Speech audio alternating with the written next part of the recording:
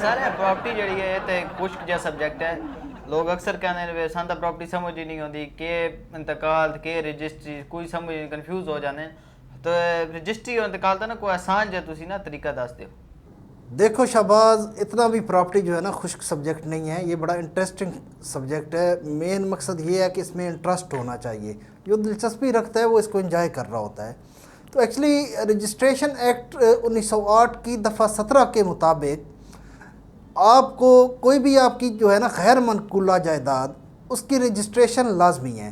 जब आप वो रजिस्ट्रेशन करा लेते हैं तो उस प्रोसेस को रजिस्ट्री कहते हैं। अब रजिस्ट्री कराने के लिए एक पूरे आपको ना अमल से गुजरना पड़ता है। तो वो अमल जो है मैं आपके साथ डिस्कस करता हूँ। उसमें सबसे पहले जो भी आप प्रॉपर्टी, ज़मीन, दुकान, फ्लैट या ज़री ज़मीन कुछ भी ख़रीदने जा रहे हैं, उसका फ़र्द लेना सबसे पहले ज़रूरी है। जैसे एक मिस्टर ए है, वो आपको प्रॉपर्टी बेच रहा है, आप ख़रीदार हैं, तो मिस्टर ए से पहला तकाज़ा आप ये करें कि आप बराए मेहरबानी अपनी इस प्रॉपर्टी का फ़र्द मुझे दे दें। अच्छा, फ़र्ज जब आपके पास आ जाएगा तो उसमें बहुत सारी चीज़ें क्लियर हो जाएंगी। एक तो उसकी मलकियत क्लियर हो जाएगी कि वाकई इस प्रॉपर्टी का मालिक यही शख्स है। दूसरा, उस ज़मीन पर अगर कोई कोर्ट में मचलके जमा हैं वो पता चल जाते हैं।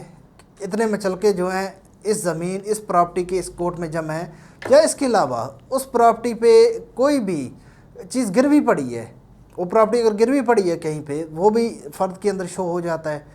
तो इन चीज़ों से आप मुतमईन हो जाते हैं कि ठीक है, प्रॉपर्टी जो है वो साफ़ और सुथरी है, इस पर कोई झगड़ा नहीं है, कोई विरासती झगड़ा नहीं है, किसी किस्म का कुछ इशू नहीं है। जब आप मुतमईन हो जाते हैं तो इसके लिए अब आपको एक सेकंड स्टेप पे जाना पड़ता है। फ़र्द लेने के बाद अब आपने उसकी रजिस्ट्री करानी है। रजिस्ट्री कराने के लिए सबसे पहले उस एरिया का, जिस एरिया में वो प्रॉपर्टी आ रही है, उसका डीसी रेट आपको पता होना चाहिए। अच्छा, एक्चुअल जो मार्केट रेट होता है और डीसी रेट होता है वो मुख्तलिफ होता है। लेट्स सपोज एक प्रॉपर्टी की मार्केट वैल्यू चल रही है 1 करोड़ रुपया, आप भी ख़रीद रहे हैं 1 करोड़ में, लेकिन उसके डीसी रेट हो सकता है 75 लाख हों या 80 लाख हों। तो डीसी रेट आपको पता होना ज़रूरी है, क्योंकि जो आपने टैक्स जमा कराना है वो डीसी रेट के मुताबिक जमा कराना है। डीसी रेट आपने पता कर लिया। पता कहाँ से चलेंगे, ये आपको मुतलका जो उस एरिए का एसी है, असिस्टेंट कमिश्नर या तहसीलदार, उसके ऑफिस से आपको डीसी रेट की लिस्ट मिल जाती है।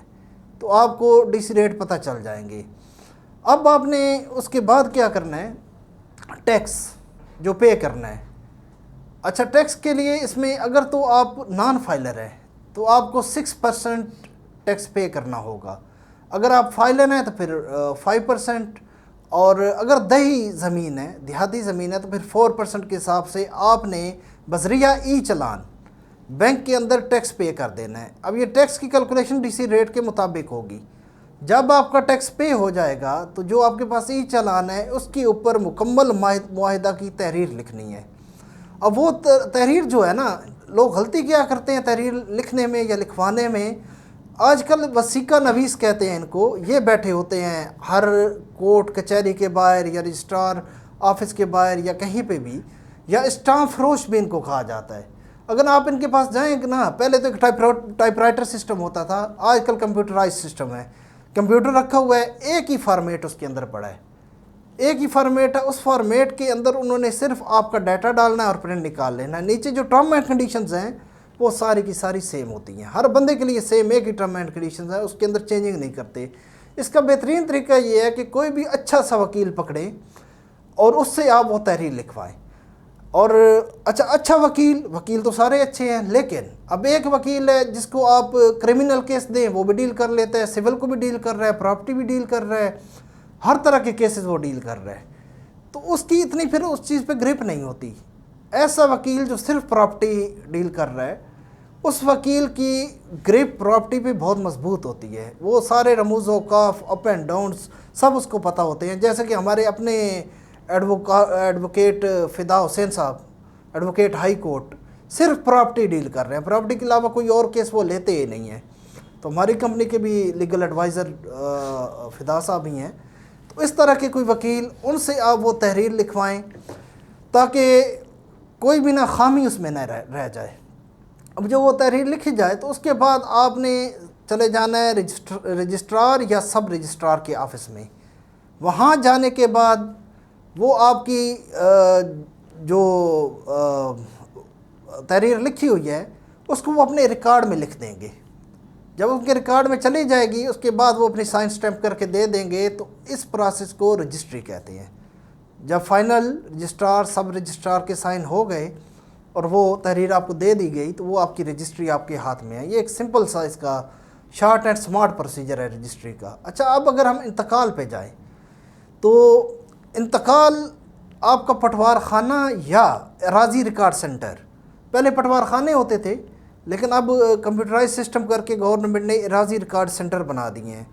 उसके अंदर उस चीज़ को तहरीरी शक्ल में लाने को इंतकाल कहते हैं। जो ज़मीन आपने ख़रीदी है, पटवारी को पटवार खाने में या राजी रिकॉर्ड सेंटर में ये बताना है कि ये तहरीर जो मैं लिख के लाया हूँ ये प्रॉपर्टी मैंने ख़रीद ली है, लिहाजा मिस्टर ए से मैंने ख़रीदी है तो मिस्टर ए के नाम से हटा के मेरे नाम पे इंदराज कर दिया जाए, तो उस अमल को इंतकाल कहते हैं। अच्छा, अब बाज़ दफ़ा ना लोग रजिस्ट्री नहीं करवाते, सिर्फ इंतकाल करवा देते हैं, रजिस्ट्री करते ही नहीं हैं, तो बाद में काफ़ी नुकसान उनको उठाना पड़ता है। तो मैं सजेस्ट यही करता हूँ कि पहले रजिस्ट्री करवाएं, फिर वो रजिस्ट्री की तहरीर लेके पटवार खाना या राजी रिकॉर्ड सेंटर चले जाएं और अपने नाम पे उसका इंतकाल करवा लें, रजिस्ट्री के बाद इंतकाल। तो ये एक सिंपल सा प्रोसीजर है, इसमें कोई लंबे चौड़े ना वो नहीं है, कोई ना जिस तरह तुम कह रहे थे कि बड़ा खुश्क टॉपिक है, तो ज़रा भी खुश्क नहीं है। सर, ये अभी आपने बताया रजिस्ट्री और इंतकाल के बारे में, तो क्या रजिस्ट्री करवाने के बाद भी कोई फ्रॉड के चांसेस होते हैं? हो सकता है आपके साथ कोई फ्रॉड वगैरह? जी बिल्कुल शहबाज, रजिस्ट्री में भी फ़्रॉड हो सकता है। ऐसा नहीं है कि रजिस्ट्री आप करवा रहे हैं और फ्रॉड नहीं, लेकिन वो जो एक ज़ाब्ता है ना उस पर आप पूरा उतरें। जैसा कि अभी मैंने पिछले टॉपिक में आपको बताया है, जिसमें रजिस्ट्री और इंतकाल में मैंने आपको फ़र्क और प्रॉपर प्रोसीजर गाइड कर रहा था कि वसीका नवीस जो बैठे हैं उनसे तहरीर ना लिखवाएं, उनका फॉर्मेट एक होता है। अब आप जिसे ख़रीद रहे हैं उसके साथ आपकी अलग कोई टर्म एंड कंडीशंस तय हो रही हैं, तो उसने तो वही प्रिंट निकाला और दे दिया, तो वहाँ पे गड़बड़ हो जाती है। अच्छा, उसके अंदर जो सबसे मेन चीज़ है रजिस्ट्री में, वो आपने इस चीज़ का ख्याल रखना है, हदूद अरबा। हदूद अरबा लाजमी आपने लिखवाना है। अब हदूद अरबा क्या है? जो आप प्लाट, दुकान, फ्लैट, घर ले रहे हैं उसके शुमाल में क्या है, जनूब में क्या है, मशरक़ में क्या है, मग़रिब में क्या है, तो इसको हदूद अरबा कहा जाता है। तो उसमें ये लिखा जाता है कि मशरक़ में गली गुजर रही है इतने फुट की, शुमाल में फजलदीन का घर है, जनूब में अल्लादिता का खाली प्लाट पड़ा है। तो इस तरह वो पूरा हदूद अरबा उसका लिखें।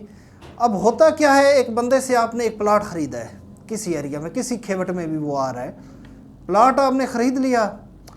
अच्छा, अब जब आप कब्ज़े के टाइम पे वहाँ पे जाते हैं तो आगे मालिक कोई और निकल आता है, जिसने बेचा है उसने आपके साथ फ्रॉड कर दिया है। हदूद अरबा आपने लिखा नहीं है, उसने फ्रॉड कर दिया है। अब वो फ्रॉड उसने क्या किया है, कोई और ज़मीन आपको दे दी है, वो भी उसी के खेवट में आ रही थी, उसी की मलकियत में आ रही थी, फ़र्द भी उसी का दे दिया, रजिस्ट्री उसी के नाम की हो गई। हदूद अरबा आपने रजिस्ट्री में लिखा नहीं है, तो ये फिर इशू आपके लिए बनता है। अब वो अपनी जगह ठीक है, मैंने तो यही बेचा था, तो हदूद अरबा आप लाजमी रजिस्ट्री के अंदर लिखें। इसके अलावा जो रजिस्ट्री में प्रॉपर डाटा लिखना चाहिए, वो जो आपकी तहरीर है उसके अंदर मुकम्मल डाटा आप लिखें। जो आपने उसको पेमेंट की है उतनी पेमेंट, बाज़ दफ़ा लोग जो है ना पेमेंट बढ़ा के या कम करके लिखते हैं, नहीं, एक्चुअल जो पेमेंट आप दे रहे हैं वो ही उसके अंदर दर्ज हो, और किस मीडियम से दे रहे हैं, बैंक अकाउंट के थ्रू दिया है, चेक दिया है, पे ऑर्डर दिया है, बैंक ड्राफ्ट दिया है, कैश दिया है, तो उसके अंदर विटनेस कौन कौन थे, गवाहान, उनको भी बीच में शामिल करें और पूरा डाटा उसके अंदर लिखें रजिस्ट्री में। अगर इस ज़ाब्ते को आप फॉलो करते हैं तो फिर कोई फ्रॉड नहीं हो सकता। हाँ, अगर आप वो अल्लाह जन्नत नसीब करे मेरे बड़े भाई हाजी रियाज मरहूम साहब को, वो कहते थे कि पंजाबी गल करदे शर्मांदा तो बाद में पछतांदा, मतलब पंजाबी बात करते हुए शर्माता है और बाद में पछताता है। हालांकि अब तो ये बात सिर्फ पंजाबियों पे आती ही नहीं है, सब में यही हाल है। मतलब कोई भी किसी भी कास्ट का है, वो जब कोई परचेसिंग कर रहा होता है उस वक्त शर्मा रहा होता है, यार इहदे नाल तल्लक भी है, वास्ता भी है, तो मैं खुल के गल किवें करा। लेकिन जब बाद में वो ही जिससे आप खुल के बात नहीं कर रहे होते आंखें माथे पे रख लेता है तो फिर आपको समझ आती है कि मुझे उस वक्त शर्माना नहीं चाहिए था, तो फिर आपकी किस्मत में सिर्फ पछताना है। तो जो भी बात है खुल के बयान करें, खुल के उसको तहरीरी शक्ल दें और लिख लें, तो आप फ्रॉड से बच जाते हैं।